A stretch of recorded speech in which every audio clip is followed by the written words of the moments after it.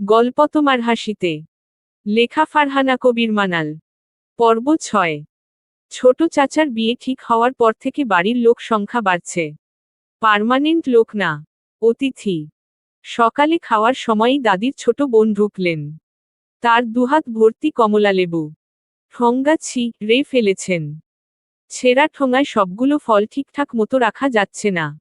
ভীষণ রকমের অসুবিধে হচ্ছে, তবু সামলে রাখার আপ্রাণ চেষ্টা করছেন। আমি তাকে দেখেও দেখলাম না। ভাত খেতে লাগলাম। ঘরে ঢুকেই তিনি চিৎকার চেঁচামেচি শুরু করে দিলেন। তীক্ষ্ণ এবং তীব্র গলায় বললেন, সবাই কোথায় গেলি? বেলা 12টার সময় কেউ নাকে তেল দিয়ে ঘুমায় নাকি?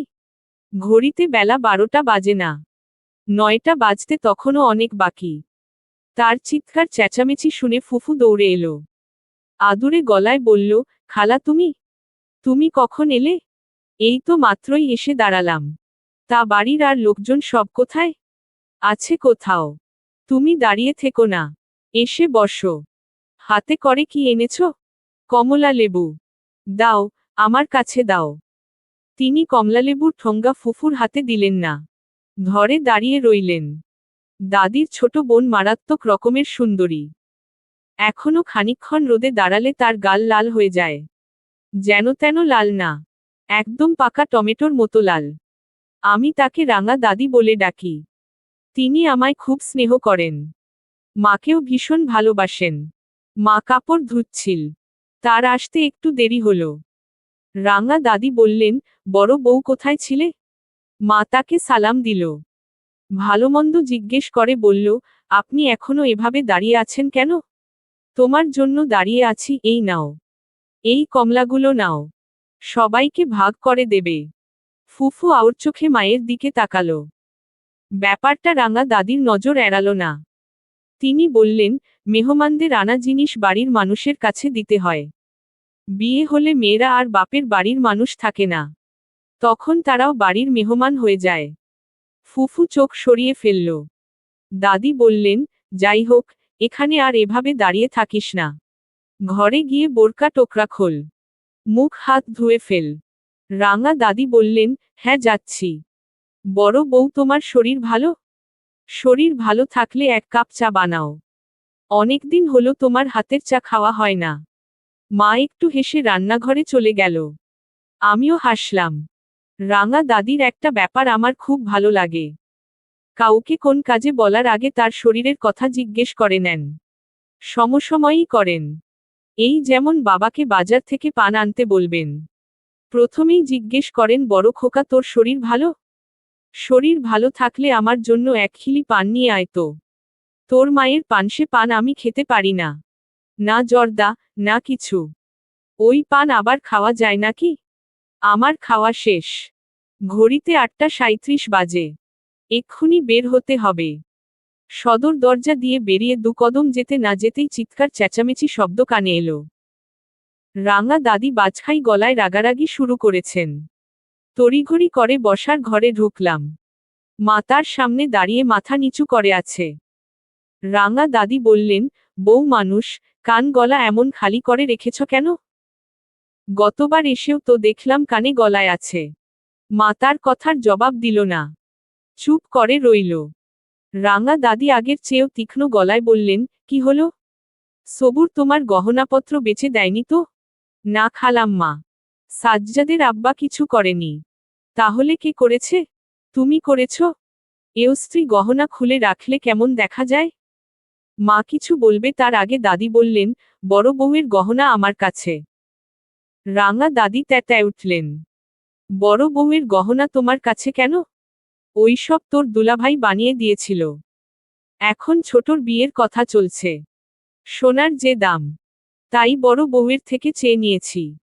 রাঙা দাদি আর একটা কথাও বললেন না। চোখ মুখ লাল করে চায়ের কাপে চুমুক দিতে লাগলেন। আমিও আর দাঁড়ালাম না। 9টার ভেতরে যাওয়ার কথা। আজ খুব দেরি হয়ে যাবে। বাদশার মামা ধানক্ষেতে দাঁড়িয়েছিলেন। আমাকে দেখে স্বস্তির নিঃশ্বাস ফেলে বললেন, দেরি করলে যে? আমি তো ভাবলাম তুমি আর আসবে না। আমি লজ্জিত মুখে মাথা দোলালাম। নরম গলায় বললাম, বাড়িতে একটু ঝামেলা আছে, তাই দেরি হয়ে গেল। সে হলো, এখন কাজ শুরু করো। দাঁড়িয়ে নষ্ট করার সময় নেই। রোদ মাথায় উঠলে কাজ করতে কষ্ট হয়ে যাবে। কোমরে গামছা বেঁধে কাজ শুরু করলাম। ধান তে এখন আর কোন অসুবিধা হয় না। বাম হাতে শক্ত করে ধরে এক পোচে কেটে ফেলি। ঘন্টা খানেকের মধ্যে বেশ অনেকটা ধান কেটে ফেললাম। ক্ষেতের এই দিকটা একটু ভিজে ভিজে, নরম মাটি, পানি শুকায়নি। এখানের কাজ বড়জোর 4 দিন আছে, তারপরই শেষ হয়ে যাবে।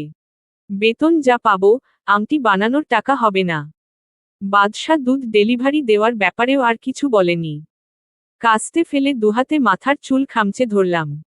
আকাশের দিকে তাকিয়ে বললাম, ইয়া আল্লাহ, আমি তো কোন খারাপ নিয়ত করিনি। হালাল রোজগারের টাকা দিয়ে মাকে একটা গহনা বানিয়ে দিতে চেয়েছি। আপনি তো ভালো কাজে সাহায্য করেন, আমাকেও সাহায্য করেন না। একটা উপায় করে দিন, যেন আমি মাকে আংটিটা বানিয়ে দিতে পারি। মাথা নামিয়ে চোখ মুছে ফেললাম। হঠাৎই মনে পড়ল আল্লাহ বলেছেন, যে আল্লাহকে ভয় করে, তিনি তার জন্য পথ বের করে দেন এবং এমন জায়গা থেকে তাকে রিজিক দেন, যা সে কল্পনাও করে না। সূরা আত-তালাক, আয়াত 2-3। ধানক্ষেতে একপাশে কচু গাছের ঝোপ, অনেক লতি ধরে আছে। হুট করেই মাথায় একটা বুদ্ধি এলো।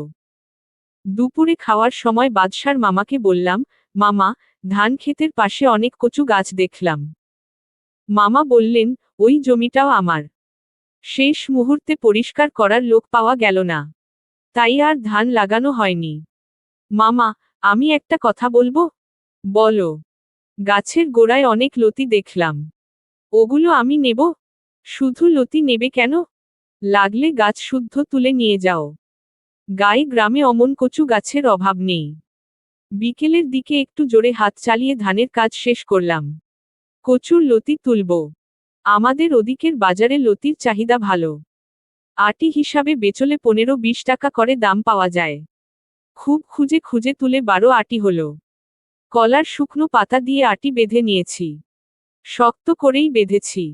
বাজারে গিয়ে দেখব। কচুর চাহিদা থাকলে কাল গাছ তুলে নিয়ে যাব।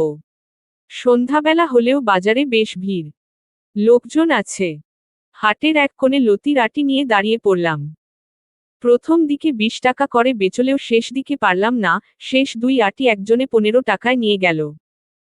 এই ব্যবসা খারাপ না, খরচাপাতি নেই। গর্ত খাটাতে পারলে রোজগার ভালো। হিসাব করে দেখলাম 190 টাকা হয়েছে। কাস্তে কেনার টাকা উঠে গিয়েছে প্রায়। বাড়ি ঢুকতে বেশ দেরি হয়ে গেল। ফুফু বলল, আজ এত দেরি করলি? কোথাও আড্ডা দিস নাকি? ক্লান্ত চোখে ফুফুর দিকে তাকালাম। তিমু বলল, আড্ডা দেবে কেন? জায়দার সাথে পড়াশোনা করে। ফুফু ভীষণ অবাক হল। বিস্মিত গলায় বলল, জায়দাকে? এত রাতে মেয়ের বন্ধুর সাথে পড়ছিলি? না ফুফু, জায়দা আমার ক্লাসমেট না, বাচ্চা মেয়ে। 6 পড়ে। ওহ, তোর কোন বন্ধুর বোন টোন হবে? সে যাই হোক, হাত মুখ ধুয়ে খেতে আয়। সবাই বসে আছে। খালার ইচ্ছে সবাইকে নিয়ে একসাথে বসে খাবে। হাত মুখ ধুয়ে খেতে চলে গেলাম। শরীর চলছে না, ভীষণ ক্লান্ত লাগছে। খাওয়ার সময় রাঙা দাদি গহনার প্রসঙ্গ তুললেন। কঠিন মুখে বললেন, বড় খোকা, আমি এসব কি শুনি? বাবা ভাত চিবুতে চিবুতে বললেন, কি শুনেছেন? রাঙা দাদি বললেন, আপা বড় বউয়ের গহনা খুলে নিয়েছে, এ কথা তুই জানিস না? বাবা ভাবলেশীন গলায় বললেন, জানি। জানার পরেও কিছু বলিসনি? কি বলবো? ভেবেছিলাম ব্যাপারটা এখানে শেষ হয়ে যাবে, কিন্তু হলো না। রাঙা দাদি সবাইকে অবাক করে দিলেন। বরফ শীতল গলায় বললেন, বড় খোকা, আগে পরে কখনো তোকে এমন মেরুদণ্ডহীন কাপুরুষ মনে হয়নি। মেয়ে মানুষের কাছে গহনা শুধু অলংকার না, সম্মানেরও। বড় বউকে দেওয়া গহনা ফেরত নিয়ে ছোট বউকে দেওয়া শুধু খারাপ কাজ না, রীতিমতো বড় বউকে অপমান করা। কঠিন অপমান। স্বামী হয়ে বউয়ের এমন অপমান তুই মেনে নিলি? বাবা পাংশুমুখে তাকালেন। রাঙা দাদি বললেন, বউকে ছোট করে বাকিদের বড় করা মানে বউকে অপমানের সুযোগ করে দেওয়া। শ্বশুর বাড়িতে স্বামী যদি এমন কাপুরুষ হয়, তাহলে মেয়ে মানুষের দুঃখের শেষ থাকে না। বাবা থালার ভাত চটকাতে লাগলেন। কাপা গলায় বললেন, আমি ওকে ওইসব গহনা গড়িয়ে দেব। টাকা জমাতে শুরু করেছি।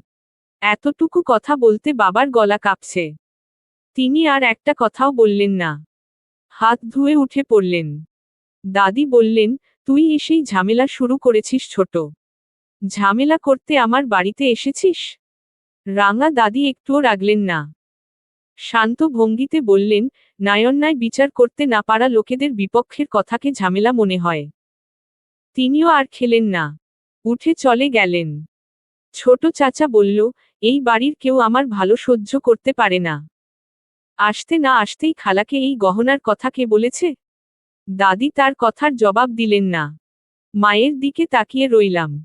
রাঙা দাদির কথায় ভুল নেই।